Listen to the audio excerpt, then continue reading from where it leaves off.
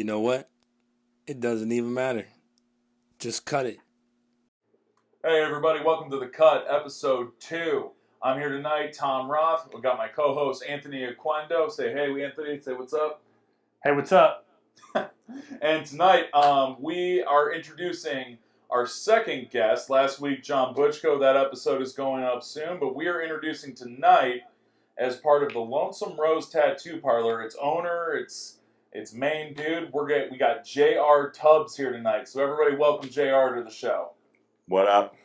Glad to have you, JR. Yeah, man, we're super pumped to have you. I'm happy to be here. I'm glad you're happy to be here, man, because the thing is, when we started this whole podcast, what we wanted to do is we wanted to get people in here who come from every different walk of life, right? So past podcasts that I've been on were a very specific genre, right? So I was in the sports world for a while. So, I mean, you get coaches, you get athletes, you're players, you know what I mean? But it's all the same conversation every time. They're good conversations, but it's always like the same thing. Yeah. You know what I mean? So what we wanted to do with this podcast, we wanted to get different people because everybody has a different story to tell, right? And if you're not in that box of like one genre like sports, you're more free to tell your story. Right. And that's what this podcast is all about. It's about people for people, right? So whole point of this podcast is to bullshit with you, to see where you've been, where you came from, where you're going, and where you're at right now. So why don't you give us just a brief overview of who is J.R. Tubbs? First of all, is J.R. Tubbs your real name? Yes. Cool. Yes, it is. Well, my real name is Charles, but I have the same name as my father, so I'm a junior. Oh, okay, very cool. Let's go by JR or Tubbs, Tubbsy. Mostly in tattooing, I go by Tubbsy. Okay. Shit, man, where do I start? Can I swear on here? Yeah, absolutely, dude. Absolutely. Absolutely. Hey, tell us where we can find you, like any of your work. You know, just I'm on where we can reach you. Instagram mainly at TattooTubbsy1. On Facebook. I don't do social media a whole lot anymore, but you can always find me at the Lonesome Rose Tattoo Parlor in Geneva, Ohio. Where do I start, man? So I don't know. So how long have you been tattooing? I've been tattooing for 16 years, almost 17 years, coming up on 17 years. And I started in Menor, Ohio. We're out in Menor. At a shop called FX Tattoos. I was just gonna ask that because I remember when on Route 20, you have a shop next to like the Little Caesars and everything. Yeah. Okay. That one came a little later. Well, actually, so the full story. When I moved here from Pennsylvania, and I started out as a piercer. And I pierced at the FX across from Taco Bell and Little Caesars on 20. I remember that. That's where I got my second tattoo. Yeah. And then I don't remember exactly what happened, but he had problems with the piercer at the Menor location. And I went out there and I pierced for like 2 years. And then they wanted me to learn how to tattoo. I didn't want to do it. So I quit school when I was in 9th grade, and my first job out of school was a dairy farm. Okay. So my dreams was I was going to go work on a dairy farm. Like, I wanted to do that again, you know, and they're like, you should learn how to tattoo. And I was like, nah. One day they talked me into it. I tattooed this kid, Jeff. He was a shop hangout, and he had an outline of a bat on the inside of his arm. Like a stone bat. And they talked me into shading it in real late one night after work. And I did it and I fell in love, man. And I've been doing it ever since. So he was your guinea pig? He was my guinea pig for sure. Jeff Alvarez, we called him Vladimir. He had a bit of a speech impediment and sounded like he was from Russia. Oh. But, so we just called him Vladimir. But I'm very thankful for that guy because he led me into an entire career of something I love, you know? So when you did that, you know, like sometimes I've heard stories about like someone does something and then immediately like all their aspirations come right to them and they're like, I'm going to do this, I'm going to do that with this, and I'm going to make it a career. When you did that, were you like, fucking right, I'm opening my shop, I'm getting people, I'm getting apprentices, we're going to rock and roll and we're going to take over this area? Or was it still more of a slow burn? No. There's a bit of a story to that too. I'll get into that. Hell yeah.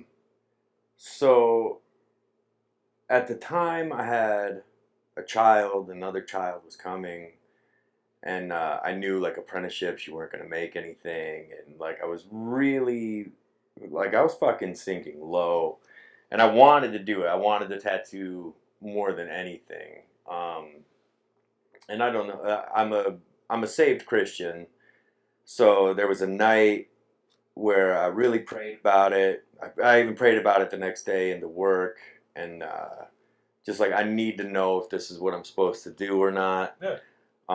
You know, because the whole world is telling you no, you know, and then, but it's something that I felt like I had to do. And said these big long prayers about it. And there was a piercer at the shop at the time. His name was Paul Stubbs. And his buddy was up from Pittsburgh, whose name is, I can't think of his last name. Jason, I can't think of his last name right now. McGarry, Jason McGarry. And he was up from Pittsburgh. So, you know, I'm praying about it, like, give me a sign. I just need some kind of sign if this is what I'm supposed to do. And he was there, totally unannounced, had no idea he was coming. I'm flipping through his book, and it was like the second or third page in, there was a Mickey Mouse tattoo. Now, when I was a kid, I remember I snuck into a tattoo shop. There's a whole story to that, but we won't talk about it. And I remember seeing, like, the first time I've ever seen a naked woman was on the walls in a tattoo shop. I was probably 10, 11 years old. And That's what got you hooked. I was amazed. And right beside this woman was a little Mickey Mouse tattoo. Okay. And I was like, holy crap, like you can get anything you want tattooed on you. You know, there's a fucking naked woman and a Mickey Mouse on the same little sheet. Yeah. And there was an old guy that worked there, and he knew I shouldn't have been in there, you know, but he's like, you like those titties, kid? And he walked me through and showed me like every how old were you? I was probably 10 or 11. I had went there, my father's friend was a biker, and I went there with him. He was getting fuck off tattooed on the inside of his lip, and like I remember just like I felt like I shouldn't be there, but this guy made me feel kind of welcome, like an ignorant kid, you know, and he's showing me titties on the wall. And after praying about it, like so hard, like I swear I prayed harder than I ever have in my life about anything. And I got to work the next day and saw that little Mickey Mouse tattoo, and I was like, that's it, dude. That's it. Like that's it. Like if heaven falls to earth today, this is what I have to do. You know? Hell yeah. Nothing's going to stop me. I'm going to do it. So Mickey Mouse is Mickey Mouse. And actually, I ran into Jason. We're good buddies now. I ran into him. It was probably 3 years after I had been tattooing. And I ran into him at Meeting of the Marked, which is a tattoo convention in Pittsburgh. And I was drinking, obviously, and we were outside partying, and like I kind of cornered him, and I'm like, dude, you don't know this, but you're the reason I tattooed. A couple years later, or may have even been that year, he sent it to me in a frame for Christmas and a little note, just like, I don't know why you want this thing, but here you go. Wait, you sent the Mickey Mouse to you? Yeah, so I have the picture of the Mickey Mouse tattoo that was the reason why I tattoo. That's pretty cool much. Stuff. Yeah. And how old were you when you ran into him, you said? Obviously, old enough to be so I started tattooing when I was 25. And so I probably would have been like 28, 29 when I ran So into like him. 18 years later. Yeah, the Mickey Mouse still rings through, and Do you still have it? yeah, I got it framed and it's hanging on the wall in my shop. That's cool. If you go to the bathroom, you can see like the picture from his portfolio. Yeah. Yeah, it's hanging like right outside. Oh, that's sweet. Yeah, that's probably out of everything that I own in tattooing, and I own a lot of stuff. That's probably my most like valued possession. Well, to me, to anybody else, it's just like it's a picture of a fucking Mickey Mouse tattoo, Well, no, man. But when you tell the story, that was the genesis.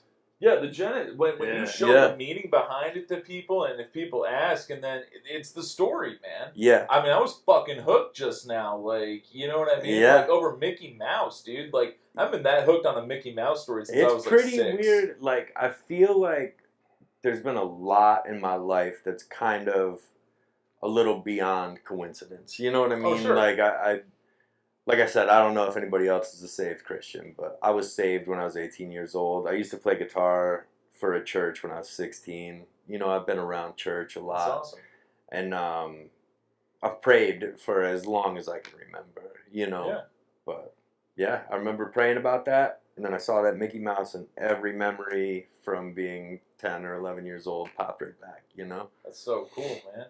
Well, speaking of him giving you that Mickey Mouse, what's really cool is JR came bearing gifts tonight, and he gave us some framed stuff. So I just want to throw it up here.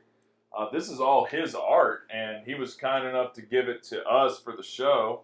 Where am I going? Right there. Right. So this is all. So those who might not be versed in different tattoo styles, what would this type of art be considered? It's American traditional. American traditional, okay. And is that kind of what you specialize in? Yeah, that's what I do. Some people, you call it old school or whatever, but American traditional to me. So it's kind of like, so for those who might not, like, see a lot of it or whatever, it's kind of like that almost, I don't mean to, like, bastardize anything here, but kind of like almost Ed Hardy design, sort of. Yeah, and pre-Ed Hardy. Yeah, sure. I like the stuff that's from the 40s, 50s. Yeah, things like that. Well, I want to thank you for giving this to us. Oh, you're welcome. You're welcome, man. But like we said, my wife's going to dictate where it goes. Women are good at that. I was actually going to say, that reminds me of like a 40s, 50s type feel. Yeah. Like, I've looked at your work and, on Instagram and whatnot, and I was like, oh, I see like a sailor vibe to it, where that's what they used to put on them back in the day. Well, almost like a pinup sailor, like yeah. To me, that's what tattooing is. You know what I mean? Like I've tattooed like a handful of celebrities. I won't mention any of their names, but they come on, you got a name drop. Picky, stubborn people I've ever met in my life. You said they are the most picky? Yeah, dude. I've tattooed. Give us one. Or at least, like, if it's on a sports team, the affiliation. I've tattooed a couple Dancing with the Stars pros. Oh shit! And those guys were like super hard to work with, and it wasn't a good experience. To me, tattooing is a guy who works every day. Was it a guy? Of his life. Yes, it was. He's here pretty often? There was 3 of them. I know who I bet you. I bet you know. I bet I can name 1 or 2 of them. I'm thankful. I don't want to make it ever sound like I'm ungrateful for tattooing anybody. But my clientele, they're blue collar people, man. They get up, they go to work on days that they don't want to fucking go to work, and they put roofs on houses, and to me, that's the salt of the earth. That's what makes this world go round. Absolutely. And to be able to put an image on them that I know will stand the test of time and look beautiful forever. Like, to me, that's where the honor comes into it, Absolutely. I grew up in a super blue-collar home. I was just going to ask that. Can you talk about blue collar? So is that kind of where your values and everything come from? Is that blue-collar upbringing translating it into? Like, tattooing has led me to every group of people on the planet. I tattoo felons. I tattoo police officers. I tattoo the Oh yeah, you probably judges, the meet doctors, all walks of life. all walks of life. You know, the scared young person who it's their first tattoo, and like I definitely the blue collar side of life is where I fit in. You know, hell yeah, all my man. friends are blue collar. My family's blue collar. Let me ask you this: what's the craziest place you've ever tattooed? Have you ever tattooed somebody's beehole? Let me ask you that. No, I've been close. Yeah. I've tattooed close to one. Yeah, I'm sure you've seen the. Genitals are the weirdest. I'm for sure you've seen the girl. She's got a octopus. Looks like it's coming out of her ass. Yes, I have seen that. Yes. She's a porn star, right? Yes, Yeah. she is. I gotta look that up. She Yeah. may be. Research purposes. There's a tattooer that I know. Her name's Annette LaRue. And I don't know if she tattooed this woman, but she has posted on her social media like pictures with of her with her. this woman. And the woman you're speaking of, she's a tattoo artist? Yeah, she's a tattoo artist. She's been tattooing for a long time too. Oh, Louisiana. nice. Cool. Mm-hmm. So, I saw this picture one time. I don't know if it's true, but it's the girl's genitals down there, and it's Homer Simpson like over it, and her, is his mouth and beard. Which I think I've seen that. I think that one's photoshopped. okay, The thing with areas of the body like that, I fucking hate it. I hate tattooing them. Like, there's a lot of creepy dudes out there that I'm sure can't wait to get something like that in their chair. But to me, like, that's the hardest skin to tattoo. Because it's so like, you know, I'll take a forearm any day over any of that stuff. You know. And with that, I would imagine because that area of the body is just like the skin's so like. Yeah. It's like, it's like, I don't know how I would explain it. It's like tattooing. I tattooed a dick. Dick? Can I say dick? You can say whatever the hell you want, dude. I tattooed a penis recently, and man, that stuff is so hard. You know what I mean? Like Pun you intended. can Yeah, no pun intended. does like- it have to be hard when you tattoo it, or is it No. passive? No, if it was, I'd have punched the kid. You know? I can't believe you even took on that job. Yeah, I don't know if for I would sure. have accepted it. Well, like I said, I think that's the blue collar side of, my life. It's like this is my job. Yeah. You know what I mean? It is my job to do pretty much whatever the customer's asking for within limits. Absolutely. You know what I mean? But I even feel like the point of doing tattoos is you learn how to take somebody else's idea and make it a successful tattoo. Absolutely. You know what I mean? I don't do a lot of realism because you see that stuff just fall apart. You know, the things that I like are like American traditional or Japanese. That stuff's been around for thousands of years. And I was going to say that to you too. I see like a kind of like an Asian inspiration in some of your art. Yeah, as well. yeah. And to me, like that's just what tattooing is. You know what I mean? I think it's the degenerate of arts. You know what I mean? It's not ballet.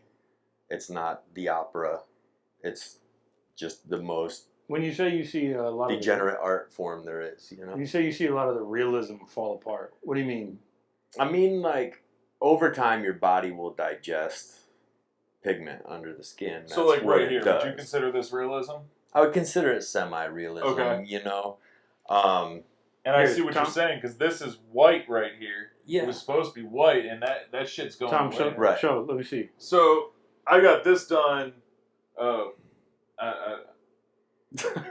Fuck. I got this done years ago. And it still looks good, but like JR was saying, like the body's breaking down. This was all white, lined with white.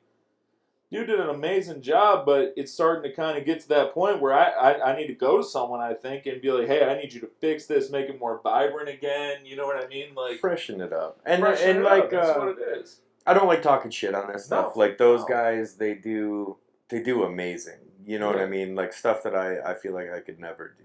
But I think it's a tattooer's job to not be a one-trick pony. Absolutely. You know what I mean? Like you do what the customer wants, and you do it to the best of your ability. And actually, I break it into like two people. I think you have tattoo artists, and then you have tattooers. Okay. You know, me and my close friends, we're definitely tattooers.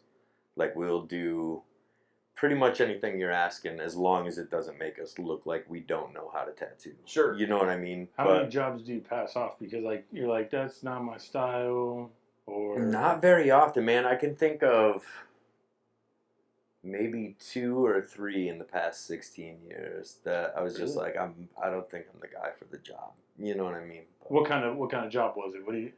just like over the top, hyper realistic type stuff, you know, and I have done realism, and I'll show them how I do realism, you know. But I have buddies who do it. Brian Krause, I'm sure you guys have heard of him. He's a really good friend of mine, and that dude kills the realism game, man. Like that is his thing, you know what I mean? And me and him have actually like shared customers before, like, you know, if it's a traditional thing, like he's not so into that, so he'll send them to me, and then I'll send realism people to him. And Oh, that's dope. yeah, it's happened a few times, but you know, I think a big problem a lot of tattooers have is they get so hung up on style. Like, I think as long as you're doing what you're doing, it's going to be iconic anyway. You know what I mean? Sure. You can be doing. This gets back into the customers. You know what I mean? The blue collar people. You could do the coolest tattoo on the dumbest person, and it's no fun. You know what I mean? Yeah. You have nothing in common with this person. There's nothing to talk about, and you sit in silence for 2-3 hours. Yeah. And then at the end of those tattoos, I almost feel like a hooker. You know what I mean? Like, Sure. okay, here's your money. See you later. Yeah. You know, and That's a crazy analogy. but I really think like customers are such a huge part in tattooing. You know, you could be doing the dumbest tattoo on the coolest person, and you're gonna have the time of your life. You know what I mean? Absolutely. So and the tattoo's gonna come out better, and everything's just more enjoyable. Absolutely. The more fun you're having, the Right. more it translates into your art too. So, my girlfriend Audrey Cantor, her and her family, man, they cook some of the best meals I've ever had in my life. You know, and you can tell that everything that they make food-wise is just made with love. You know what I mean? Yeah. And I never understood that you could taste that until, like, you know, I don't even want to eat at restaurants anymore. I'm like, you know, can't you cook food tonight, babe? You know? And I think that goes hand in hand with tattooing. Like, if you love the job that you're doing, and by job I mean that one little tattoo, you're going to have the time of your life. It's going to be a beautiful tattoo. Tattooer and customer are both equally happy and super pumped, you know? Oh, absolutely. I mean, like, when I came to you, like, 2 months ago, I never really went to someone who was, and I knew who you were through my younger brother. You know, he said, hey, if you want this, you go see JR, man. And I was like, okay, like, and I look at his tattoos, I'm like, you know, he's got a nice ass tattoo. Julius has a really cool Mickey Mouse. Back to the Mickey Mouse thing. Smoking the joint. Yeah. So I was like nervous going to you, man, because like I was like, I'm gonna go in there and this dude's gonna see all like these like tattoos that like he doesn't really do. Like he's gonna see like a more realistic thing, and what's he gonna think? Is he not gonna want to tattoo me? Is he gonna kind of be like, I don't know if this is really your thing, man? And like I was nervous about that, you know. But then once you were like, all right, cool, bet, I'm gonna draw this up, man. I'm gonna smoke a cig. We'll get into it. Yeah. And then like, anybody who's been tattooed by me knows about the cigarettes. Yeah. You know what I mean? That's Julius told me. Julius told me. He was like, he's going to have a cig, man. Right. But, like, that doesn't mean he's blowing you up. I'm going to be running an hour behind, and I'm going to smoke cigarettes. But you made me feel so comfortable, man. And that's like, and when I got done and I looked at it, I was like, there ain't no other way I would want this, man. Right. Like, and you talk about that love, I could, like, this is going to sound fucking corny, and I don't mean it to, but like I could really tell, like I got in tattoos, man, and these dudes like this one right here, this dude didn't want to fucking do it, and I could tell he didn't. Yeah. And like it shows. I mean, like there's some fucking, but I just felt like the whole time like you were into it, and like we were talking about faith, and we were talking about some family members that you have that recently passed away that I actually knew. we connected over that, and like it was like I don't mean to sound corny, but it was like a fucking bond was made there, man. And Yeah. like when I was done, I went away. I was so fucking pumped. Like all I could do was, I mean, I've gotten tattoos where I'm just like, oh yeah, I got tatted, Right. but like I'm showing this off to everyone, man. Like Right. anyone, like I saw my mom the next time. I'm like, hey, what's going on? Like just like It was Hank, right? We were talking about Hank. Yeah. Yeah. I'm wearing his hat today. Yes. The I Hank. saw that. I saw that social media campaign that you were doing it like 2 weeks too late, and I was fucking pissed because I was like, I wanted to get one of those, and I'm like, that shit's sold out, man. I don't think we'll be bringing the Hank back right away. Me and my girlfriend started a hat company. Well, it's a brand, Front Pocket Money, and it's coming back real soon. We just bought a house, and we've been busting our asses in there, and but that whole thing kind of got a little bigger, a little faster than either of us really anticipated. Sure. So we were kind of like, we need itself? to step back and kind of think about things and figure out our moves and how to make them faster. You know what I mean? Yeah. So the brand will be coming back real soon. We're hoping by September at the Tatalina Wine Mixer, we're going to have a little booth set up there. It's the fucking Tatalina Wine Mixer, baby. Pow! But see, the one cool thing you were talking about, like off camera, we were talking about art, and art transcends so many different things, right? I mean, like you've got like Gustave Doré, who was like a painter, and then you have he did more like the black and white, like Paradise Lost was his big thing, and he made the illustrations for it, right? Yeah. Prolific. Right. Jean-Michel Basquiat, right? He Mhm. made these fucking weird paintings, and it was like you didn't really know what you were looking at, but you kind of did. You know what I'm saying? Yeah. And then you had Andy Warhol, who kind of like, from my experience with Andy Warhol, like being in Pittsburgh, going to the museum, Right. he kind of had like pictures that he just put filters on and shit. But Right. it was still Which is still cool. art. Yeah, it's still for sure. beautiful. But like tattooing as an art, I mean, you're showing the From Pocket Money, right? And Right. you see, I was on your face. I was kind of doing just like a dive to see like what kind of questions I could ask you, and I saw that you and Audrey had made these. I think they're Vans, and they had Louis Vuitton on Yeah, them. the Louis Vuitton. And I'm thinking to myself, not only does this guy tattoo, but he's doing shit with fashion too, man. And it's showing like the versatility of you and your significant other as artists. Yeah. And I think that For that's sure. awesome because I don't really know many tattoo artists that venture outside of the tattoo studio. You Right. know what I mean?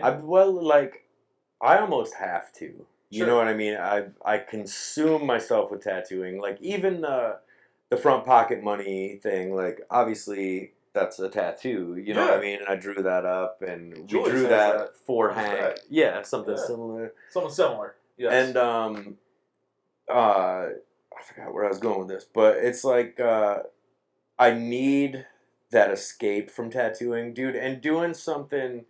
So like the Louis Vuitton shoes, that was like me and my girlfriend sitting down bullshitting one night, and we're like, oh my god, we could do this. You know what I mean? We could do this with your Cricut and this airbrush, and we could sit down and do this. And I paint custom shoes a lot. And then this was the first time doing anything like with the stencils. So me and her made like, she got the high heels and I got the slip-ons. And doing projects like that with her it's fucking amazing, dude. I need it. You know what I mean? I need to escape from what I'm doing. And we're a fucking team from hell, me and her. I don't think there's anything that me and her can't sit down and figure out how to do. Actually, in the new house, we're going to have a Louis Vuitton accent wall in our bedroom. That's amazing. But we're kind of bougie people, but... There's nothing wrong with that. Right. So you're talking about you need an escape from tattooing, and I know that From Pocket Money and tattooing has taken up your time, but I also know that you were making and showing people how to make and selling tattoo guns, were you not? Yeah. Yeah. So talk about that a little bit, man. That's interesting. How'd you get into that? So, like, everything as far as tattooing, I kind of do it because tattooing goes in this direction where you're kind of told like you can't, it's old, it's dying, it's whatever. You know, everybody's using the quiet pens, and What's a quiet pen? it's just like the little rotary pens with a battery on the end of it. Like everything's super quiet, and it almost feels really homogenized. You know what I mean? Okay. So the side of tattooing that I love is like the handmade side. You know what I mean? Where in the old days you couldn't just order tattoo supplies until like I believe it was like the late 40s, early 50s. You know, Okay. you could order, but you kind of had to be in the know. And so I really enjoyed making tattoo machines, and I still do, just not quite as often. I did it for a little bit of a job at first, but that was taken too much away from tattooing for me. Like that's Sure. almost like a completely separate art. And there's guys out there that build tattoo machines that don't tattoo so much anymore, that build the best machines money can buy. You know what I mean? Yeah, man. But as far as other things in tattooing, I make my own tattoo needles. Okay. I don't use pre-mades. I make my own. How do you make a needle?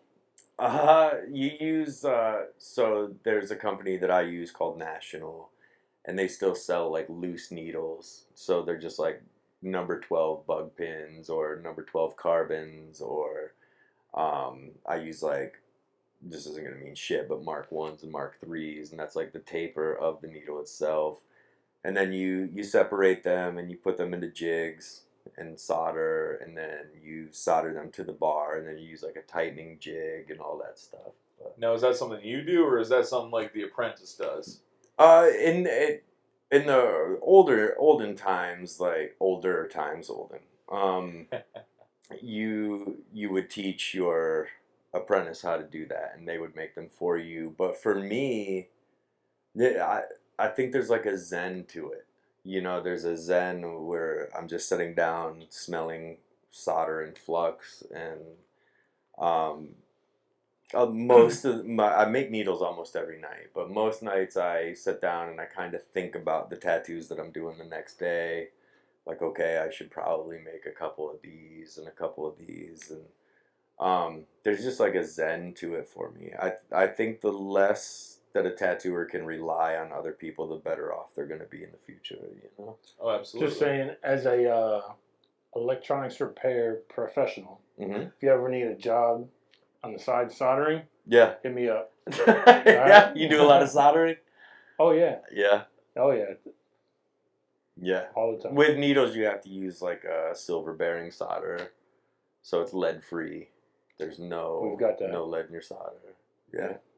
So I want to get into a little bit. So we talked about when you were in Menor, and then when Mhm. you were in Ashtabula, right? But I mean, you have some deep roots in Ashtabula, man.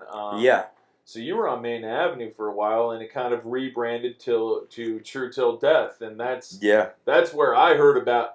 Dude, I'll tell you what, I thought I fucking knew you, man, because my younger brother would come home every day and he'd be like, "Hey, man, I got this tattoo," Yeah. and he'd like show me just this shit. Like, I remember the first one. I think it was the first one that you did on him was, it was a bike style or a Burton, I think, Mhm. logo. Yeah. Maybe. But then he got a Pittsburgh P, Right.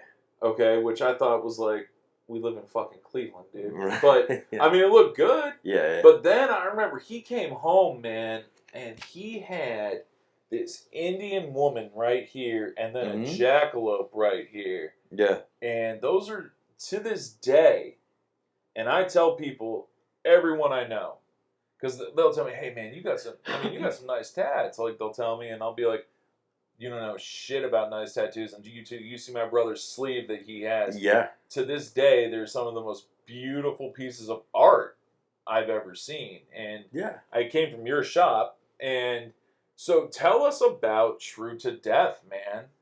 True Till Death, excuse me. So True Till Death came about end of 2011, beginning of 2012. Okay. I had worked for FX. Stuff happened at the Ashtabula location, and he needed me out there. Ed was his name, rest in peace. And this dude was like a father figure to me, and he moved me out here, and I was running the shop for him out here for, I guess it was probably like 5-6 years, and then he passed away right before Thanksgiving. Okay. And one of the last conversations I had with this man was like, I think I'm ready to kind of start my own shop, you know, like I've kind of hung around and been with you, and he almost had this look of relief on his face. Like you could tell he was stressed out having a shop in Menor, a shop in Ashtabula, and he was an older man. And that was one of the last conversations I had. And after he passed, he had willed the entire shop to me. Like everything that was in the shop, everything about the shop. And I remember it being a little bit of a fight inside of myself. Like, do I keep this going or do I do my own thing? And once again, I prayed, you know, I prayed and prayed hard about it. And it just kind of went in the direction like true till death. I stuck with that man until he died. You know what I mean? Like I never turned my back on this man. And I wasn't making good money. You know what I mean? I was making shit money. He didn't tattoo, so he was getting his cut. And when I started True Till Death, the location of True Till Death, that came about. I had checked into like 5 other storefronts in Ashtabula, and everybody was like, no tattoo shops, no tattoo shops, which kind of blew my mind because it was Ashtabula, you know what I mean? Yeah. And that I met a lady named Eleanor who actually reminded me so much of my old boss. Like they even kind of talked the same. That I was like, holy crap, this is fate. You know, I have to do this. And then I started that shop, and man, that shop was a powerhouse for a little while. You know, and then things happen, and you kind of outgrow the situation. Like I had wanted to be in Geneva for probably 2 or 3 years, and tattooing was illegal in the downtown quarters of Geneva. And that's from like rec center to community center, tracks to tracks. So if I wanted to tattoo in Geneva, I had to be outside of those. And I was like, no way, you know, I want to be on the inside. And I had lost a buddy in a car accident. Mike Fight was his name.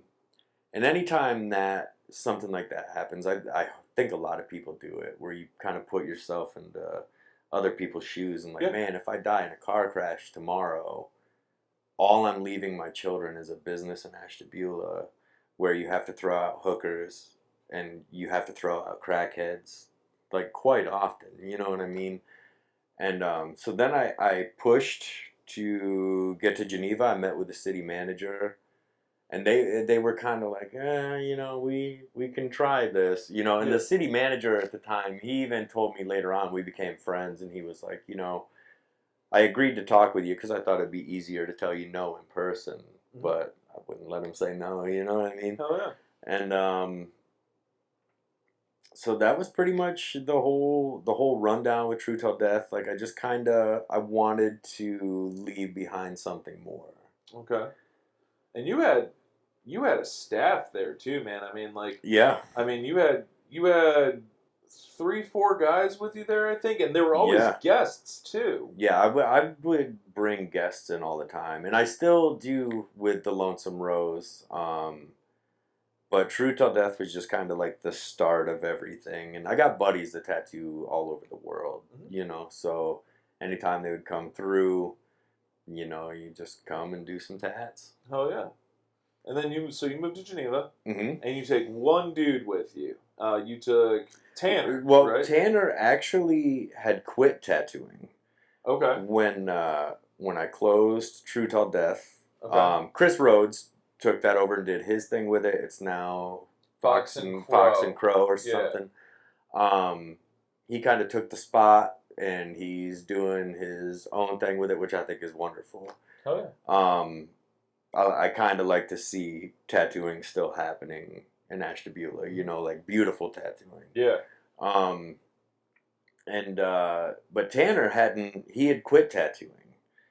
And then I opened the Lonesome Rose, and he had popped in and would like visit from time to time. And I could tell he was kind of done with whatever he was doing. Like he was ready to get back into tattooing. So I kind of like nudged him and just like, yeah, I could really use some help out here, you know. And thank God I did, because he's one of my favorite tattooers in the world, and my best friend, and I get to work with him every day. So That's awesome, man. yeah. That's cool. I mean, like when you can marry like the friendship of not just being friends, but also like in a way business partners. I mean, Yeah, when you can do that and do it effectively, I mean, it truly makes everything more simple. I agree. Um, 1,000%. so now you're in Geneva, Hmm. and now you're not throwing out hookers and crackheads probably as often. I mean, Right, yeah. I mean, are there hookers in Geneva? Not that I'm, Okay, but all right. Probably some crackheads though, but oh yeah, they're everywhere. crackheads are everywhere. I mean, that's just gonna happen. Right, I that's mean, just gonna happen. And to me, that's kind of the side of tattooing that I do like. You know what I mean? I like the seedier side of tattooing. Oh, sure. The rougher side. But it goes back into like you being comfortable in my shop. When I was 18, I had walked into a shop to get my first like legal tattoo, and this was in Corning, New York. I don't remember the name of the shop, but there was a lady who worked there, and you knew, like you didn't even have to see her. You knew if you fucked around, like she was going to fuck you up. You know what I mean? If she wasn't going to, she knew who would. You know what I'm saying? And but I felt some kind of weird comfort in that. Yeah. You know, like I felt comfort in the sense of like, well, at least this guy's not gonna fuck around. You know what I mean? And the guy sitting over there, he's not gonna fuck around because this lady is like in charge. Yeah. You know, and the beautiful side that I saw in that is like it didn't matter if you were gay, it didn't matter if you were black, it didn't matter what religion you were. You did not fuck around in this woman's shop. You know what I mean? It was the one place that I've ever went to in my life where it felt like none of that mattered. You just don't fuck around. Yeah. You know? So you don't fuck around, and you don't fuck around, and you don't fuck around. Like this lady's just in control. But I felt some kind of comfort there. And that's the same comfort that I want everybody else to feel. You know what I mean? It's inviting. It's a great time. Don't say any ignorant shit. Yeah. You know what I mean? Don't be a fucking dick. Don't be rude. And we're going to have a fucking beautiful experience. You know what I mean? Oh, yeah, man. And that's the same sort of thing that I try to portray in the shop. Absolutely. I feel like you wanted to say something. No, wanted to clear your throat. The only thing I would like to say, when you brought up Chris Rhodes, I just want to say, hold on, let me switch cameras. Let me adjust this a little bit here. That's pretty bright. Let me turn it down.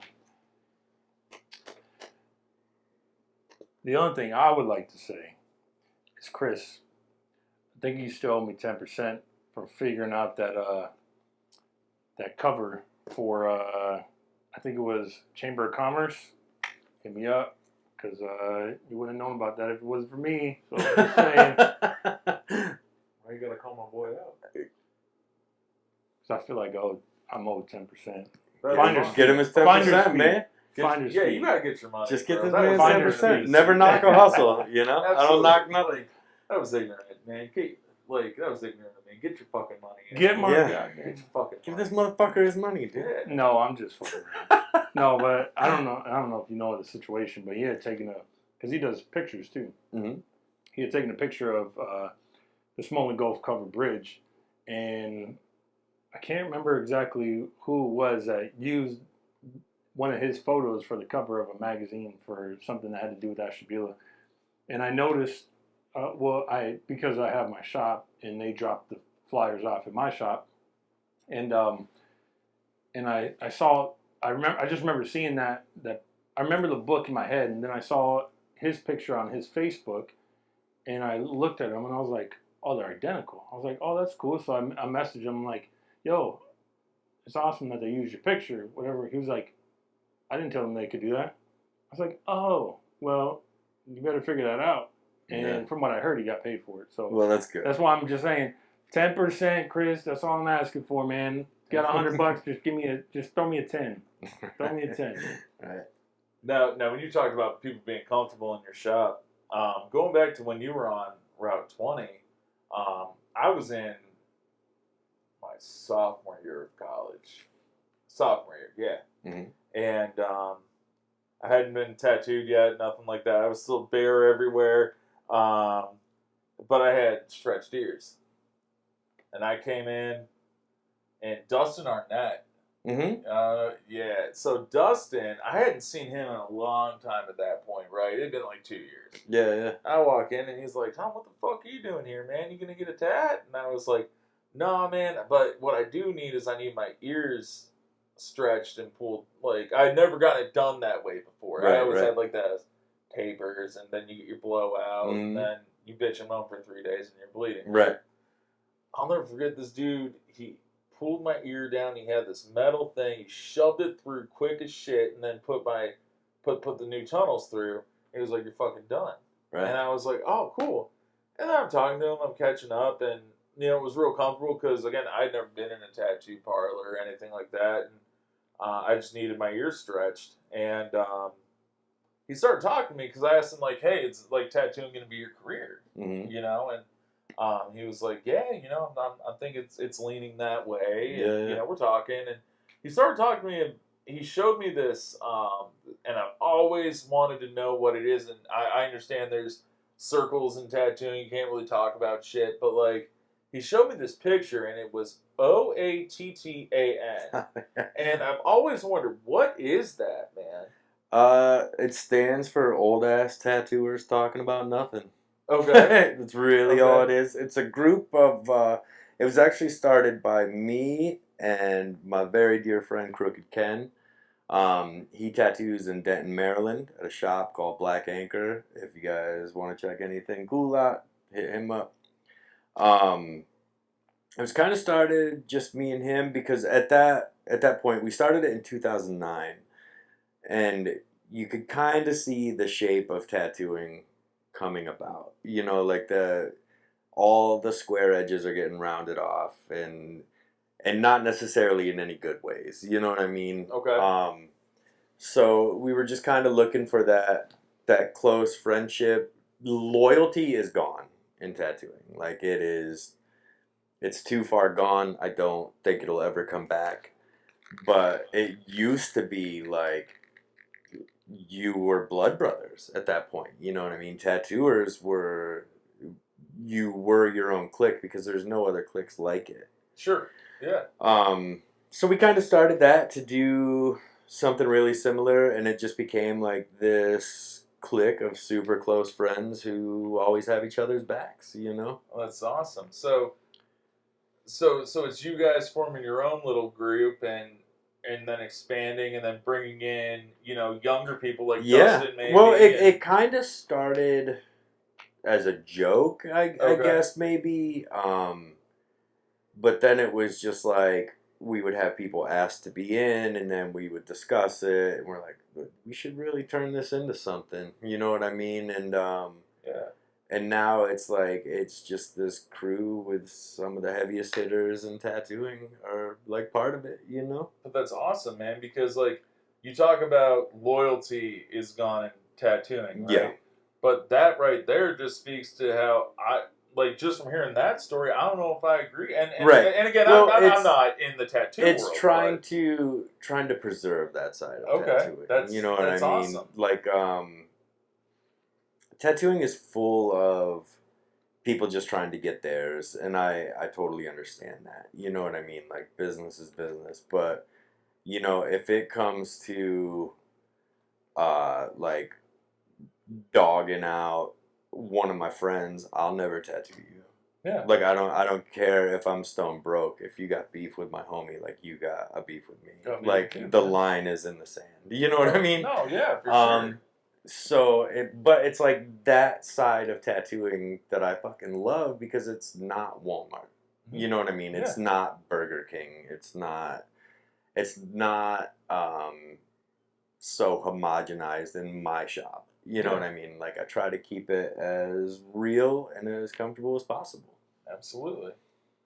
So you were talking about how the loyalty's gone in tattooing, and Well, you saw not gone. That may have been like over the top, but no, sure. It's definitely leaving. You know what I mean? So it's definitely not how it was. Right. There's kids today that they'll apprentice and learn like one side of tattooing, and then next thing you know, they're opening a shop across the street from the guy that taught them. You know what I mean? Like real cutthroat with zero repercussions. You know, there's no couth at that point. Right. In the old days, you would have got the living shit beat out of you. In modern times, like I think, where's your pride? You know what I mean? No. Where's your pride to do something like that, to try to gain business? Like me, one of the things I loved about Geneva is there wasn't ever a tattoo shop in the downtown quarters. You know, everything was off of it, and I loved the challenge of being like, well, I'm gonna be here. You know what I mean? And that pays off, you know, because you do things like that.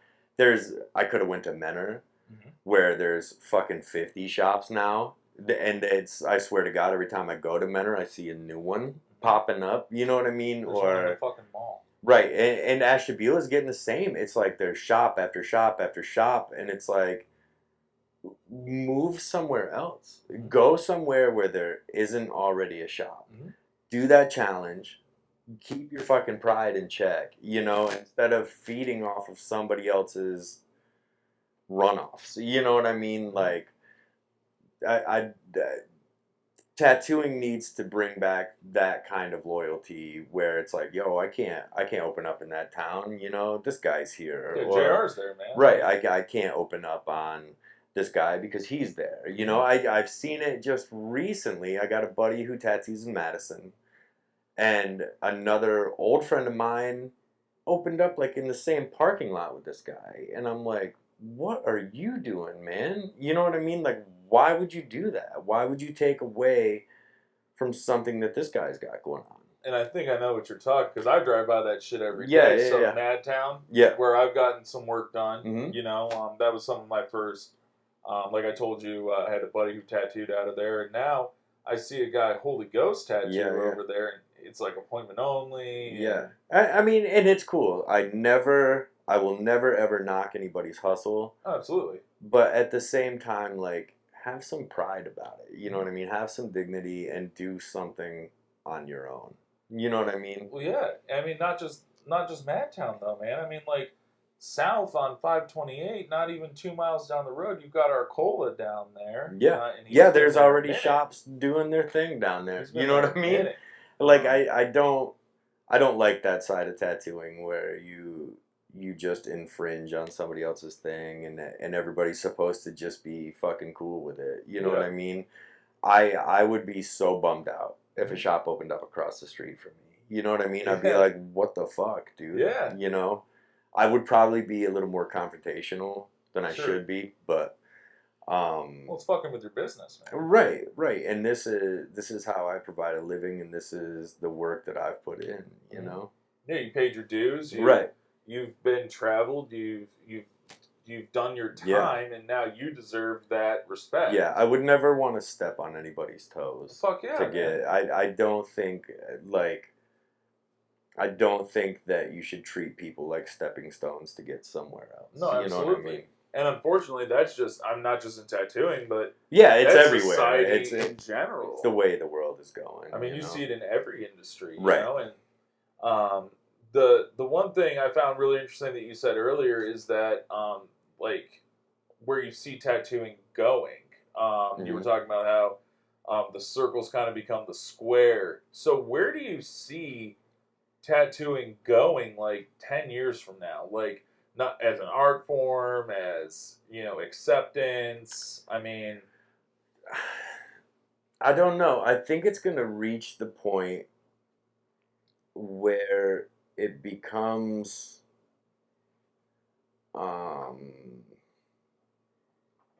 almost like expected for somebody to have a tattoo, and I don't necessarily agree with that. I think it's great. Yeah, I'll take one for sure. Thank you, man. Also, I have whiskey in there if you're down. Whiskey? Yeah. We could have really been partying? Yeah, I just didn't know, you know what I mean? Like, I don't like to, like...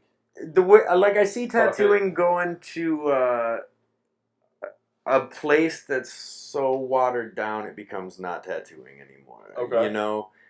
But I think there will always be a space for the rough old-time tattooers, you know? Like, a conversation I had recently was about robots and tattooing, and they're doing robots that can perform surgeries now. You know, and somebody's like, well, what about if robots ever get into tattooing? Good, man, good. Because that robot can tattoo everybody that wants tattooed by a robot. And I will continue to tattoo people who want to sit down and talk about music and talk about lost loved ones and, you know, talk about anything that's going on in each other's lives, and that's fine. But I think it's crazy that there's actually somebody who would want to sit down and get tattooed by a robot, you know? Like, there's enough tattooers that tattoo with fucking headphones in their ears. I think that's rude as shit. Like, talk to your fucking customer, man.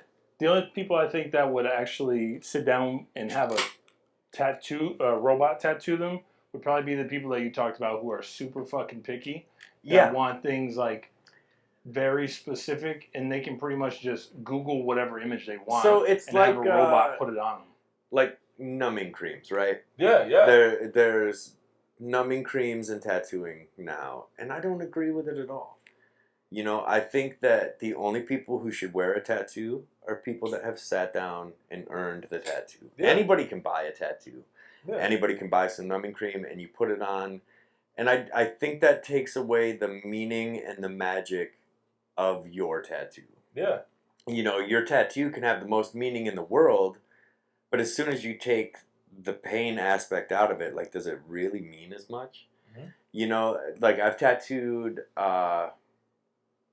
full-grown men who, you know, maybe in high school they got told they got chicken legs or something, and they'll get a tattoo on their leg, and you'll see them out and they're wearing shorts. And they're like, dude, I haven't worn shorts in fucking 25 years. You know, and it's not just because they have something to look at on their leg. It's because they sat there, they paid for it, they earned it. They earned it by shedding blood to get this thing. You know, and I think it's that side of tattooing that should really, really try to stay alive. You know, I think a tattoo should hurt. Yeah. I don't think it should feel good. I think it should be comforted. You know, but I don't think it should feel like, oh, I don't even feel this. You know what I mean? Or, like, I think you should feel that a little bit. Some of my tattoos that I just picked, and they were pictures, and they hurt really bad, those mean the most to me. It's like, I fucking did it, dude. I sat through that. Holy shit. Now I gotta try to do it again. You know? What is the one spot on people that they just fucking hurt when they get tatted? Ribs, stomachs, things like that. Like, those are really painful spots. So I got both my ribs done, so I'm a fucking You're a boss, dude. You're a boss. Did you use numbing cream? No. Well, there you go. Nope. So I actually had a buddy because I was planning out, you know, talking to you and being like, hey, I want to finish this with you. You know, I want to finish this whole arm with you, man. And I was telling him what my idea was right here. I wanted to get shading and a dove holding the olive branch. Yeah. Right? And my buddy was like, bro, that's going to fucking hurt, man. That's a ditch. And even Julius told me, who's covered. Yeah. He's like, bro, the ditch is the worst fucking part. And I'm like, but that's what makes tattooing so great, man, because, like, you said, I earn it. Like, I'm not a fucking have you guys poser. seen the video of Post Malone? Which one? There's I love Post Malone, right? Too. I think this dude is a Posty. G. But he got put under by a surgeon and had like 3 tattooers tattoo his front while he was put under. Wait, like his throat? No, like his whole front. Oh, his whole front. While he was, and I think that is like, the under biggest anesthesia? bitch move I've ever seen in my life. Like, way to look tough, dude. You know what I mean? But after you're in the chair for so long, like when I did my left side here, like after a while it just goes numb anyways. yeah, it just you kind of get used to it, and you know, and then it'll come in waves. Like you'll get used to it, and then it's gonna hurt really bad at the end. You know what I mean? But I think it's that side of tattooing that's semi magical. You know, it's like back to when I turned 18 and I got tattooed in a shop for the first time. This woman, she was like, "What do you want to do?" You know, and I showed her. And she's like, "Okay, cool." She goes in the back, gets it ready. I was in and out of her chair in like 10, 15 minutes. She's like, $80. You know, and that experience was over, but it still hurt, and I still got to go to my car and be like, I fucking earned that. Mm-hmm. You know, I was working at a fucking factory at the time, so it was like I actually had to work, you know, to save up money to get this fucking tattoo and be able to set enough aside, and I think it's that magical side of tattooing that I just hate to see disappear, and I honestly hope it doesn't. You know, I think there's enough people in tattooing that it's going to go on for a long time, being the way that it should be. You know. Well, I mean, you talk or the way that I feel it should be. I don't want to be some fucking like gatekeeper or anything, but I think that you know, I know whenever I'm tattooing anywhere that I'm at, I want my surroundings to be like this. You know. Absolutely. And you talked about the robots taking away that magic. Like, it made me think, like, a few years ago I watched this documentary on tattooing. It was on the History Channel. And they're talking about how tattooing evolved, right? And how the Yakuza, how they get certain tattoos that represent certain things, right? Mm-hmm. They can't get it over their heart or something like that because of honor. But they were showing how some of them, and maybe not a Yakuza member, but basically their process. And it was like a rake and a hammer, pretty much. Yeah. And how the fuck can you get that from a robot? That takes away even like their honor, right? Right. They bled for that shit. Well, I got a buddy named Matsu who tattoos in Japan, and he can do the tabori. I also got an American friend named Jeff Horn who tattoos in New Jersey. He does tabori. And, you know, they are so tightly held on to the tradition of that, and that blows my fucking mind. You know what I mean? Like, there's certain things that they won't do, and I think that's wonderful. You know what I mean? Absolutely. Like, and I hate to use this, but Ink Master, right? One of the judges on there, Chris Nunez, I think his name is. He's super particular about the Japanese style of tattooing. That dude can tattoo and tattoo really well. But like, he gets so fucking pissed when someone does the Japanese and they don't do it right. And so, like, when I first started watching it, like, I'm watching it with my wife, because I never watched it, and I'm looking at it, and they're, like, younger guys on there doing the tattoos, and he's, like, getting pissed and yelling at him, like, you didn't do this right, you didn't do that right, it's not a fucking Japanese tattoo. And at first, I'm thinking to myself, like, dude, fuck off. Like, these are young kids, and they're trying to learn, so why don't you fucking show them? Right. But then, as I got a little bit more, like, with Julius, and, like, learning about what tattoos mean to him, and hearing about, like, how passionate you guys are and stuff, I start figuring it out. Like, he has a right to be that way, because this art form means so much to him, and he bled, not just getting the tattoos, but bled, his fingers bleeding, his fingernails, like, sleepless nights learning how to do this shit the right fucking way. That's kind of what it is. It's like anything in fucking 2022. You can Google anything in the world. Yeah. You know, so I think at this day and age, and including like Ink Master days, like, ignorance is a choice. Mm-hmm. You know what I mean? If you're just gonna half-ass some koi fish, cool, it is what it is, you know, but get ready for a big dog like Chris Nunez to fucking set your ass straight. You know what I mean? And if you didn't want to hear that, why are you even on the show? Speaking of Ink Master, Jake Ross was on Ink Master. Yeah, from Menor, Ohio, right? Yeah. That's what I know you brought up Menor. Right. He's been in Menor for a while. Yeah, I knew his dad. Oh, did you? Mm-hmm. Cool. Are you cool with him, or I mean? Yeah. Oh yeah. Yeah, for sure. I've been wanting to go for it. I've been looking at going to him for a while because I really like the realism. I don't have like any crazy beefs with tattooers. Like, there's just tattooers that I care to talk to and tattooers that I don't. Yeah. You know what I mean? It's no disrespect. It's just they're doing their thing and I'm doing my thing. Yeah. You know. I think there's definitely plenty of the pie for everybody Oh, to get a definitely. slice. You know Oh what yeah, I mean? there's plenty of skin. Right. I mean, it's the biggest organ in your body. So, Right. you Right. know And what I'm there's a saying? lot of us on this planet. Yeah. So. But yeah, no, I've looked at his work just because I like the realism of stuff. Not 100% sure that I would go to him though because he doesn't do a whole lot of color. Right. He does a lot of like black and white and more of like Which is beautiful. He does beautiful. he does tattoos. do beautiful work. Yeah, Mhm. but it's more of like a I don't want to say gory, but more of like a hardcore.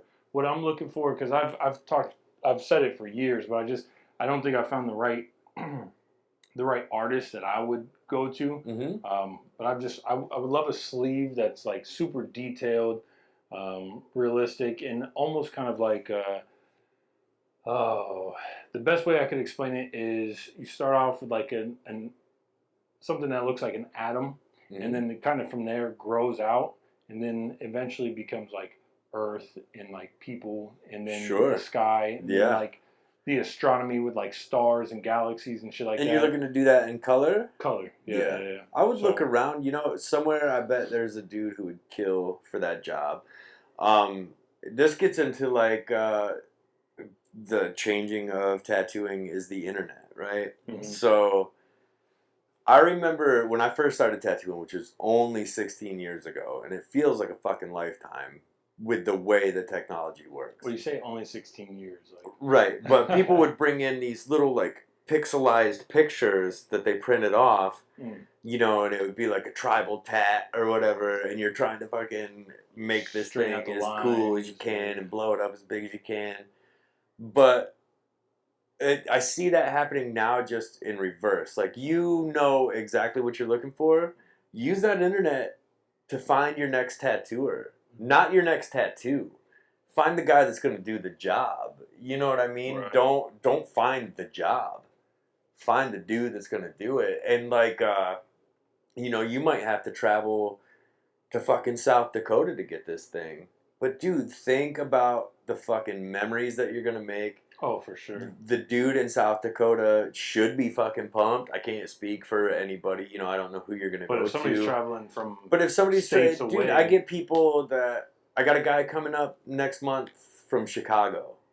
You know, and to me, that's so fucking pumped. I'm like, Cat, let's go. We'll go get fucking breakfast at that's dope. Honeybees. You know, let's hang out and we'll fucking, after we're done tattooing, me, you, and my old lady will go grab a fucking drink down at Geneva on the Lake or something. You know, any real tattooer is going to be so pumped that you sought them out and traveled to get tattooed by them that they're going to take really good fucking care of you. You know what I mean? And if they don't, they're fucking douchebags. Yeah. Yeah. That's cool. Yeah, no, I never thought about it that way. Dude, I get people that travel from Kentucky. I've tattooed people from California who actually, like, when this first started happening to me, I was so dumbfounded that somebody would travel to Ohio to get tattooed by a dude. You know what I mean? To people from California. And they were firefighters. So I just assumed that they were here for like some firefighters convention. You know what I mean? Or like something to do with firefighting. And they came in and I'm like talking to them. They're like, no, we came like just to get tattooed. And that was when it fucking like clicked. I'm like, holy shit, dude. You know, so I remember like taking them two dudes out to eat and like, let's go fucking bowling or something, dudes. You know what I mean? So find your next fucking tattooer and go kick it, dude. Make some memories, you That's know? dope. Yeah, I'm gonna look into that now. I think a lot of thing that happens that gets lost in tattooing is meaning gets too involved. Like, I think a tattoo should probably mean a little something, or it doesn't have to. But sometimes the meaning comes like later. You know what I mean? So say you did find a dude in God knows where, and you're getting tattooed by this guy and he's working on your sleeve. Like, that tattoo is going to have so much meaning because of what you went through to get it. You know, every little chunk of color on there, you're like, oh my God, this time, I got a fucking flat tire on the way there, or this time my flight was delayed, or however you choose to get there. A cool story about that. I used to tattoo this dude and his dad. And they were coming in, I would say like once, twice a month, and getting tattooed like Julius did. You know what I mean? Like they'll just pick something off the wall and they'll hang out and have fun. Well, the one time the son came in and I was like, "Where's your fucking old man?" And he's like, "Oh, my dad passed away." And dude, like it brought down the whole vibe, and I'm like, "I'm so fucking sorry to hear that." But that tattoo that I did on him, all we did was talk about funny shit that his dad said in the shop. And he would look at his arm and be like, "Oh, when I got this eagle, Dad was calling my fucking cousin an idiot because he wanted a dream catcher," or like whatever. And he was like, at the time, the tattoos didn't mean anything. And now they mean the fucking world to him. Yeah. You know what I mean? Like, the memory can come later. Absolutely. That's cool. So, That's cool. It's fucking true. like, other than that, just get a cool fucking tat. You know what I mean? If nothing else, you're going to have a cool tattoo that people will talk about. Absolutely. You know what I mean? It's the lady behind you in line at the grocery store. She'll talk about your tattoo if it's nice. You know what I mean? Mm-hmm. So it doesn't necessarily have to mean something. I think it's cool that it does, but don't let the meaning prevent you from enjoying what it is, because you got to take that thing to the grave. 100%. So I noticed you have your fingers tatted. I've known a lot of people that get their fingers tatted and the inside of their lips, and I've noticed a lot of the finger tats and inside of the lips, they wear off, or they fade pretty quickly. Yeah, they'll fade fast. So what about the inside of the lips? Well, there's tricks to. I don't want to reveal any of them, but there's ways to make it stay. Oh yeah. And that's kind of gets into like tattooer clicks. You know what I mean? Like if you don't know, I'm not gonna teach you because I'm always gonna know how to do it. You know what I mean? But like Tanner, who I work with, he's seen me do enough that he's like, "That's what you're doing," and I never even taught it to him. You know what I mean? Because there's little things that I think you should kind of keep to yourself and get ready for that guy to open up across the street. You know what I mean? So there's tricks to make them stay. And if you can't make them stay, tattooers better learn. You know what I mean? Because I can't. Well, see, I think that's a good business. I can make them stay. I think that's a good business model. Right. Don't let them stay. They come back to have them redone. Right. You get paid twice for the same tat. That's a good business model. Yeah, for sure. That's like iPhones. Right. They stop pushing updates. Yeah. You go buy a new iPhone. Yeah. I get that. But like I tattoos are expensive, you know what I mean? And I think they should look good for the rest of your life. You know what I mean? Agreed.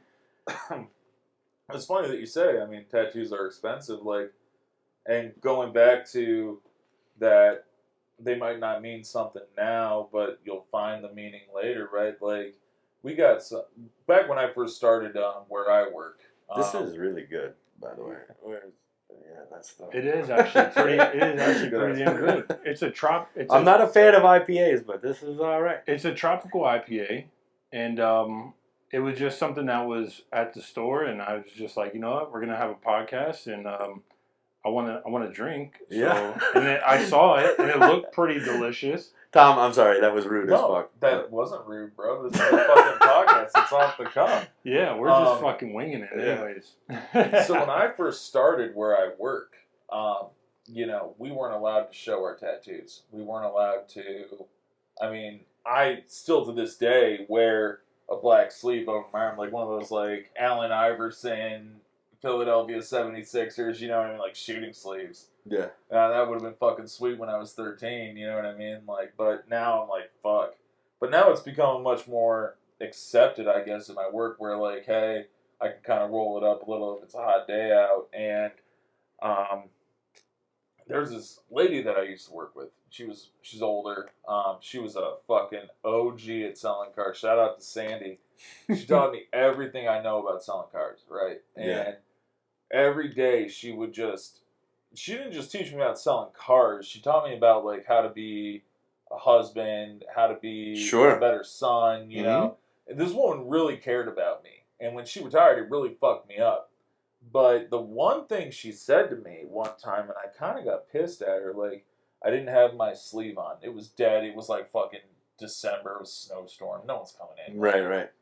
And I'm just sitting there at my desk. I'm typing away, and she sees my tattoos for like the first time.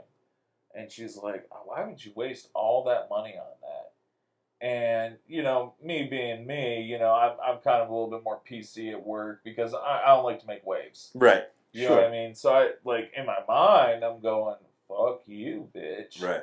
But I'm like, oh, well, you know, like, it was what I wanted at the time, and it was important. And then I'll never forget, on the way home, I'm driving home, and I kept thinking about it. And you said it yourself, they're expensive. But, I mean, if I'm going to drop that fucking money on something, it's got to mean something, right? Right. And so I don't think, I think when people, sometimes older people and even younger people, they're like, those are expensive, you're wasting your money. Then you don't fucking get it, man. Right, then you like, don't get it. You don't understand. This is the And same motherfucker that'll spend money, and I'm that motherfucker. I'll spend $450 on a pair of Yeezys. I don't care. Sure. But, like, Sure. you're that same dude, bro. You're just going to get that shit dirty. Right. Like, it ain't going to last forever. But this Right. fucking thing is going to be there forever, bro. Yeah. Yeah. I think that, you know, it goes into, like, everything that we talked about. So it's like a blue collar luxury. You know what I mean?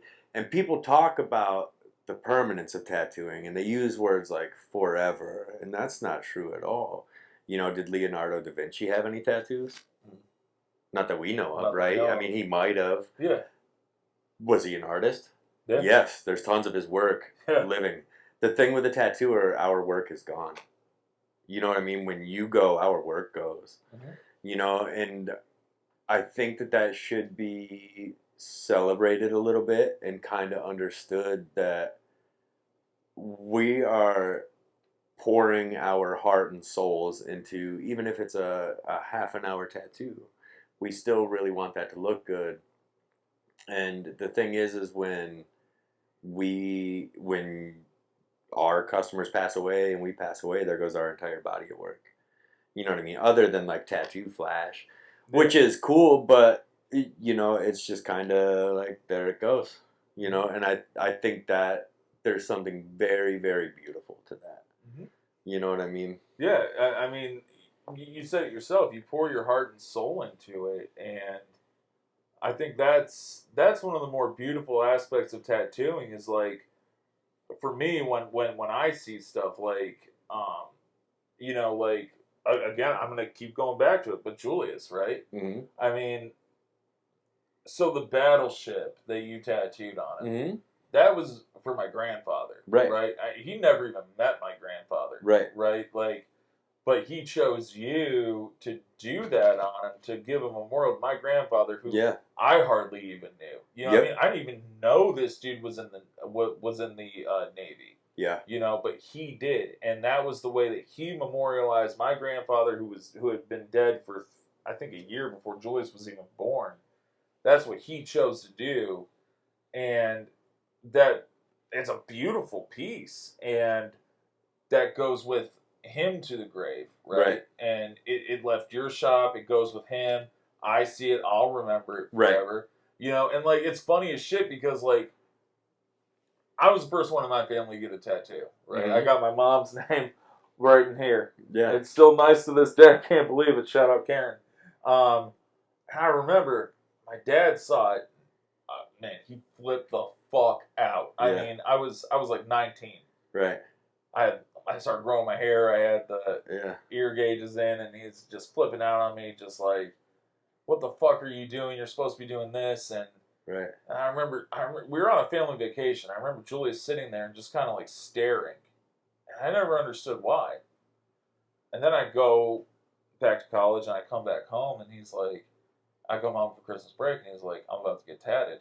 I'm like, how the fuck are you going to get that by Dad? Right. So he makes up this big fucking thing, like, Dad, well, I don't like wearing this diabetic chain. And what if something happens to me? So I'm going to get this on me, yeah. So he got that with the snakes, right? And so my dad was, like, pissed, but he, like, got it. Right. You know what I mean?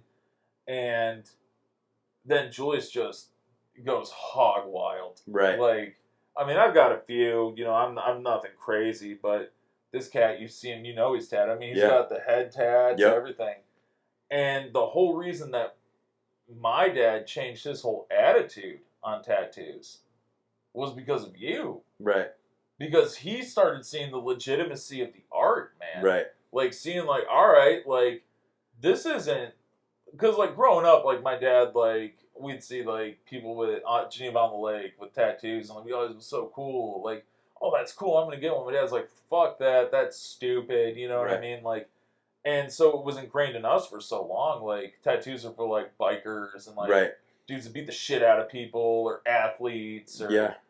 And then I got one, and then he goes hog wild. Then I go, not hog wild, but I start getting them. And then this man who's just versed in his ways, like, my dad's never changed his mind about shit. Changed his mind about tattoos. That's the other cool part about tattooing, man. The minds you can change. Right. I agree with that. Like, on multiple levels. There's, like, I think that's one thing that tattooers need to keep in mind is, like, we're not curing cancer, man. We're monkeys who draw pictures. So we should be a little grateful and understand the impact that we have by dropping our ego. You know what I mean? If I was this egotistical tattooer and Julius came in, who knows what ripple effect that would have had. That would have had your dad solidified that tattooers are assholes and, you know, this whole string of things. So I think there's a lot of peace with just showing gratitude in tattooing. Like, waking up and being able to do a tattoo is a blessing. You know, I'll say that till the day I die. No matter how much I bitch, my girlfriend Audrey, she knows about a lot of shit, and, like, I'll bitch to her and complain to her, you know, but at the end of the day, I'm very thankful and I'm very blessed, and I meet amazing people and just have the fucking time of my life, you know what I mean? And to be able to change somebody's opinion on tattooing, or to be able to change even somebody's mind on getting a tattoo, like, I think that's a pretty powerful thing, you know? And yeah. And it's, what was the superhero that said that? Like, with great power comes great That wasn't a responsibility. superhero. That was his uncle, R.I.P. Uncle Ben. Uncle Ben, that's what it was. Uncle Ben I was gonna for say- Spider-Man. Oh yeah, I was gonna say, was that Captain Planet?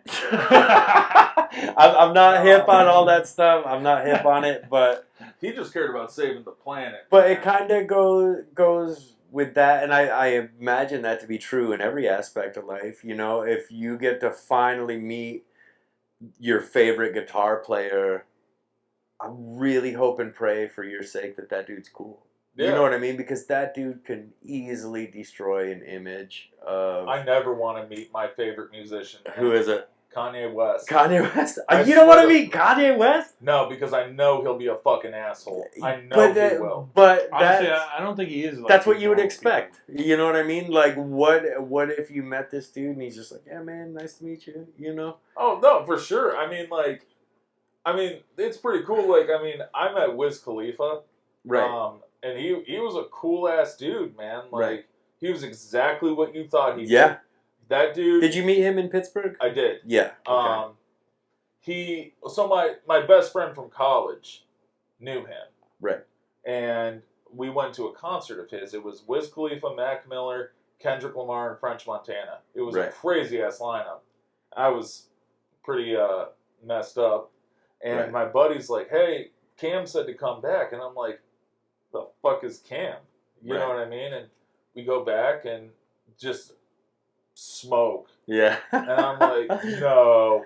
And this is the nicest dude. Well, like, that's amazing. But I think that's how every job choice should be taken. Yeah. You show gratitude. You know what I mean? Like, being a car salesman, there's so many preconceived notions about being a car salesman that you're just there to screw somebody over. correct. Right? And to be able to do that and to change somebody's mind on that is a fucking awesome thing. So, let's say, like, one of the shittiest people I ever met in my life works at McDonald's. One of the nicest salespersons that I've ever met worked at Gucci.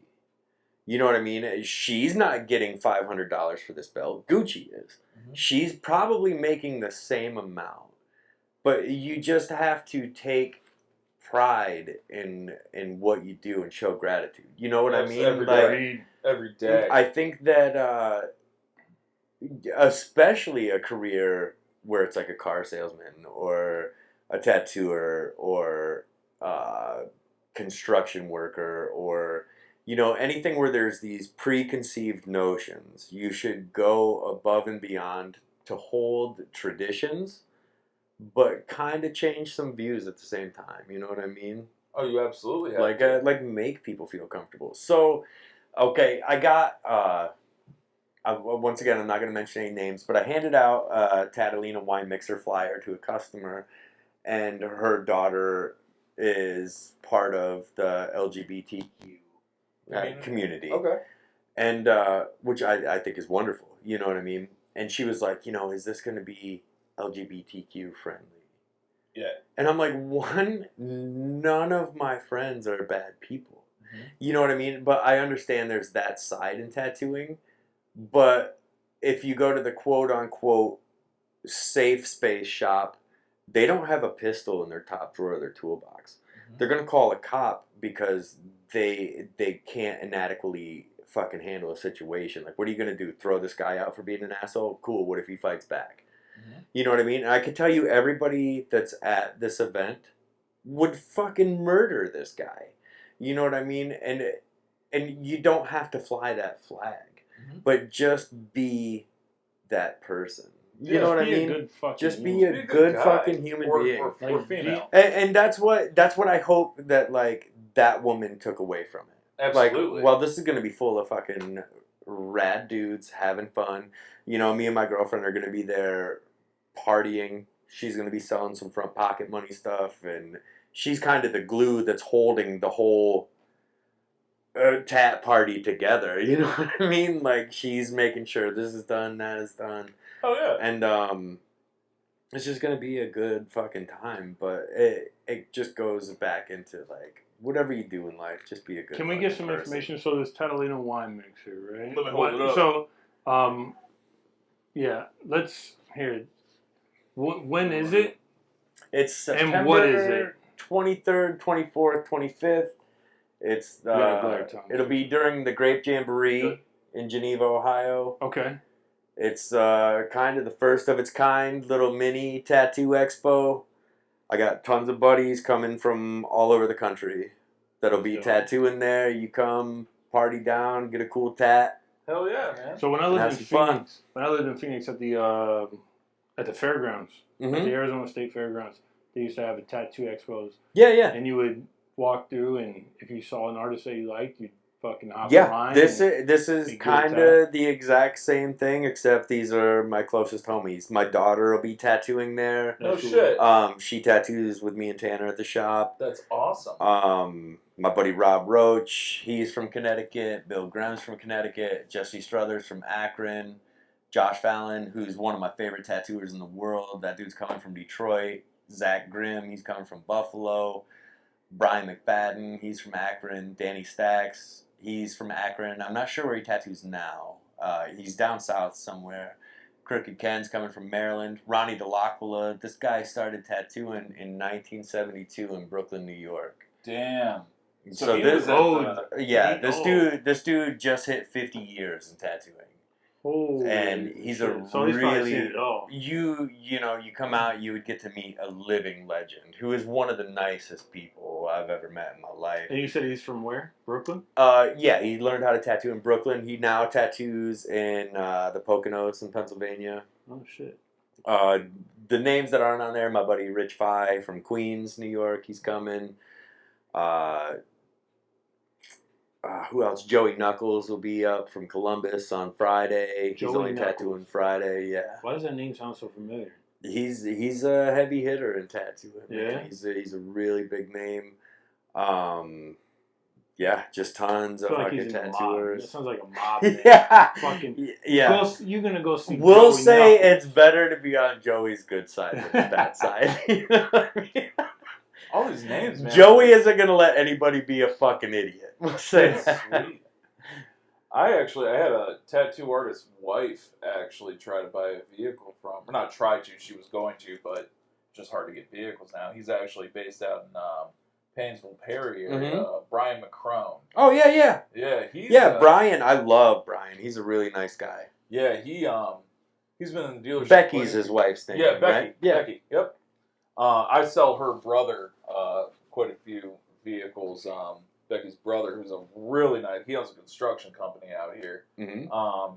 But Brian, he does a lot of tattoos on a buddy of mine, and he's always telling me, hey, if you want the realism, if you want the like black and grays, that's the dude to hit up. Yeah. Yep. So in the tattoo world, do you said you refer like customers of this gentleman and the Sure. now I've kind of stopped on that. okay. I send That's them. what I was gonna. I send them to people that I know. Okay. Because I have sent people to shops where when they go in, the guy's an egotistical, pompous asshole. Okay. You know what I mean? And then that in turn reflects on me because I'm like, man, I sent my fucking a customer who's paid me thousands of dollars for tattoos. I sent them there, and you treated them like shit. Mm-hmm. You know what I mean? So I kind of stopped doing that to an extent. So black and gray realism, I'm gonna send them to either Brian Krause or Brian McCrone. Like those dudes kill it. If it's something that I can't do, Japanese, like if you're gonna make the drive, dude, there's a really good Japanese tattooer named Jeff Horn in New Jersey. There's Mike Dorsey in Sandusky, Ohio. You know what I mean? There's somebody for everything, and there's somebody that would get pumped on doing that. Yeah. You know what I mean? But at the same time, my shop's a bread and butter shop, so we'll do pretty much anything that comes through. Do you know door, Squirrely? You know what I mean? Squirrely. Squirrel. He's out of PA. I feel like I've heard about. Is he an older cat? No, He's younger. Yeah, he might be a little. Well, when I say younger, like Yeah. he's probably roughly my age. Yeah. Like 30-ish. No, I wouldn't know that squirrely. There was an old timer who taught like a couple good close friends of mine. That was an old biker named Squirrely. Yeah. That dude was pretty rough and Yeah, tough. You know what I mean? He works at No Regrets in okay. PA. I don't know if you're familiar with that at all. Mm-mm. No, he does pretty good work. I got a buddy Willie. Yeah. One of my brother. He pretty much gets all his work done through him. That's awesome. He does some pretty good stuff too. Yeah, he's Hell a good yeah. artist. Is that the dude that we all went to with him when he got that tattoo done? I was not there. I've not been there for any of Willie's tats. Like me and David and a couple other people went with Probably. him. Yeah, and we sat there for him. He was good. Yeah. I'm pumped for you to work on my shit though, man. Yeah, Like, dude, I'm pumped. I'm pumped to finish this all up. And Fuck yeah. listen, the next one though, I got to get that traditional Green Ranger done. From Yeah, me. dude, I'm I down. mean, Let's do it. That was my first superhero. You know what I mean? And his name's Tommy. Yeah. So like when I was fucking 5, I thought I was Tommy the Green Ranger. You know what I'm saying? So I think sometimes like people they need that push, that encouragement to maybe get a tattoo. Yeah. And I got a buddy named Chris Ward. He works at the classic next door at Ford, right? And me and him, we're big comics. Like we read comics. That's all we talk about. Our friendship is like we're friends, but it's based around talking about comics, right? Sure. And one day I'm over his house. I'm picking up some stuff to bring back to work for him, and because he's off, and he was like, "Hey, I gotta show you my tat." And I was like, "Chris doesn't have tats," and I'm like, "Let me see it, bro." And he pulls up his sleeve, and he's got Spider-Man, Venom, and Carnage. Yeah. Like big as fuck, dude. Like, and I'm like, oh, like. You know, because when I think of your first tattoo, I think of like, mine, my mom's name. I'm like, damn, he went fucking big, but it looked beautiful. And I'm like, you know what? Like, it's fucking time, man. Like, Yeah. that was my dude growing up, and you know, I don't want to like say like I'm 80 and I have Alzheimer's and I can't remember dick, right? Like, Right. and like my life's miserable at that time, right? Right. Because I can't remember anything. But I look down and I see that green Power Ranger, Yeah. right? And I'll remember being a kid. Sure. You know what I mean? Like, and that's the shit that, you know, I think with tattoos that's the most impactful too. Yeah. You know, like you Little- can remember shit. Little mementos of yesterday. You know what I mean? Absolutely. I got. You talked about it so eloquently earlier, man. Just about all of that. Yeah, like some of it is just. It should just be fun. So actually, on my 16th tattoo anniversary, I was gonna have a big banger, like the Sweet 16 party, and COVID was back on the rise, and so it wound up just being me and my girlfriend hanging out, and we were drinking some rum, and we tattooed each other's butt cheeks. You That's know, awesome. and that was one of the funnest times I've ever had in my life. Like we were What'd you get on fucking your butt cheek? laughing. So I got the Elvis Presley lightning bolt, the taking care of business, the Yeah. TCB, but it says AHC, so it's her initials. Yeah.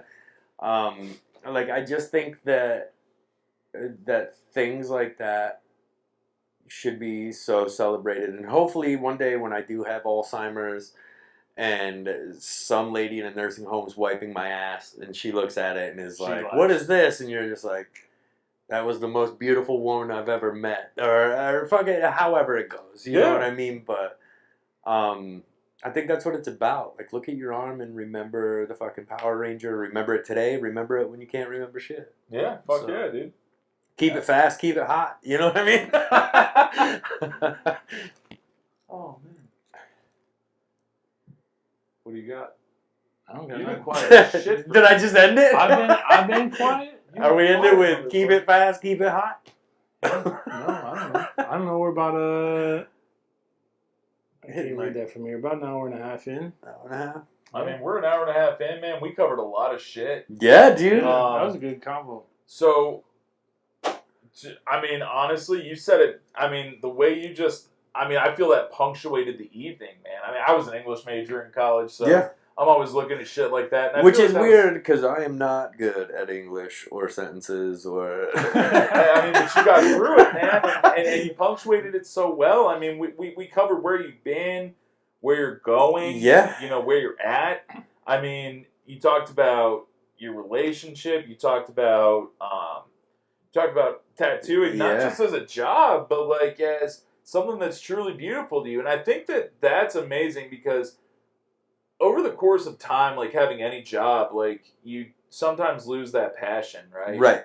And like, Sure, that will disappear on me sometimes 2-3 times a week. Mhm. You know, but it's that night when I collect myself and get back into the zen of making a tattoo needle that I realize this is something that I love. Yeah. And you have to take pride in it, and it gets into the whole blue collar side of things. Like if you shovel cow shit for a living, take fucking pride in it, man. Yeah. Because this world revolves around people who shovel cow shit. It don't revolve around the Kardashians. No. They're gonna come and go, and the next richer person with a bigger ass is gonna take over, and that's it. Mhm. You know what I mean? But just take pride in what you do. Take pride in where you come from. Take pride in where you're headed. That's my only advice, man. Keep it fast, keep it hot. Hey, that was a beautiful ending. So, guys, so I think that's where we end it. You know, we had JR Tubbs here. Again, we want to thank JR for bringing us this beautiful display that we're going to have up. My wife has to, you know, find the right place for it. But this is definitely something that I'm very proud to have here. I'm very excited to display and have it as a conversation because I don't know if you saw it, but my wife is a bit of, like, my wife does a bit of art, like, and she made this. I did for see the night. that, dude. It's awesome. I love that, actually. She wanted to do it in that Can I get a picture beside it? I was gonna Like, before ask I leave? That was the next fucking thing, dude. God. So we want to thank JR for this. We want to encourage you guys to all check out the Catalina Wine Mixer at Grape Jamboree Weekend. Get some tattoos from some dope-ass artists, including You JR. won't regret it. Yeah, and you get Tanner out there, too. Like, I told you before, like, when I was at your shop, like, you were like, I think you two went to high school there. I look over, I'm like, oh, yeah, maybe. I didn't even fucking realize that was Tanner. So, Tanner, if you watch this, I'm super sorry, dude. I didn't recognize you, man. You're fucking yoked now, man. Like, Yeah, he's a muscle man. Like, that's crazy. So congratulations, because, I mean, you got the muscle. I just got fat. Like, I don't know, but, so again, this is The Cut, Episode 2 podcast with J.R. Tubbs. Don't forget to like, comment, subscribe, hit that notification bell. I'm Tom Roth. That's Anthony Aquendo. And this is J.R. Tubbs. Thank you guys so much. Stay safe. Bad ideas and good times, baby. Peace.